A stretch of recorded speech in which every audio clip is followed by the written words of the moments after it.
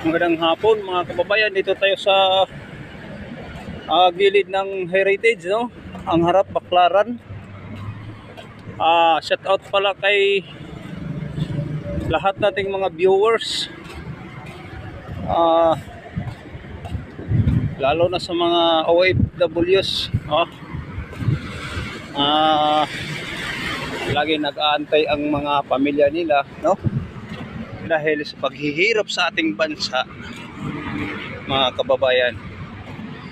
Kaya ang mga kababayan natin nandoon na naghanap buhay sa ibang bansa.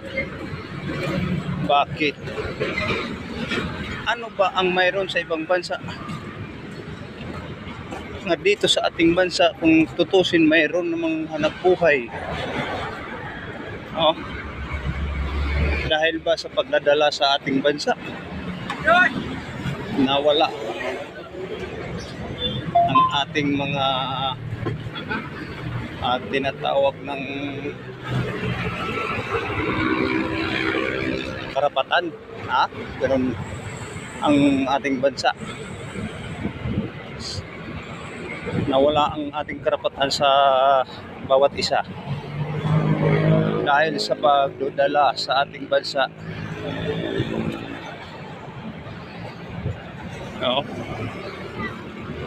Kasi kung maganda ang nagdala sa ating bansa, mga kababayan, hindi magkaganito, no? Pati pira ng OFWs ninanakaw pa. O hinahamon kita, BBM, putik ka, wala kang utang na loob, pira ng pira sa mga taong bayan, ninanakaw mo. PhilHealth, ninanakaw mo.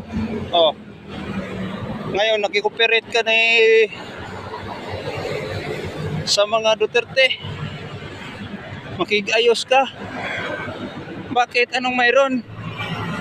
Ikaw ang nangangaway, Hindi Duterte ang nangangaway. Ikaw, pinakulong mo si Duterte. Wala kang utang na loob. Yung tatay mo, pinalibing ni Duterte.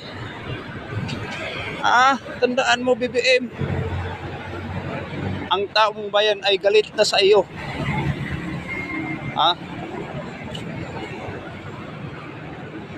Yun ang tandaan mo. Kaming mga vloggers, hindi kami bayaran. Kaya hindi kayo papayag matuklasan ang inyong mga